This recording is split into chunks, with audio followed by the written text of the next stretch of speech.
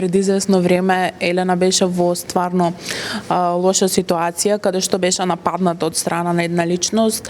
Што мисли за тоа? Како она го преброде сето тоа? Дали споделуваше со тебе нешто? Ние кои што сме изложени и ќе се ставам и себе во тој кош, бидејќи последица на мојата професија е колку толку луѓето да имаат знаење кој си ти и како си и те препознаваат, што е нормално кога работиш услужна дејност во волку мала држава.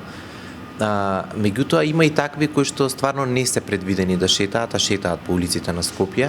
Нажалост, се тоа се повеќе и повеќе луѓе последниве неколку години и не знам што друго да би кажал, освен тоа дека се повеќе и повеќе ми е грижа за ја имам внука кој има 14 години, на која што утре ден може да излезе да се случи истото. Елена била во овој случај, меѓутоа често се случува и со многу други луѓе. Тука има повеќе внимание дадено само затоа што станува збор за јавна личност. Мислам дека многу повеќе треба да се обрне на безбедноста наша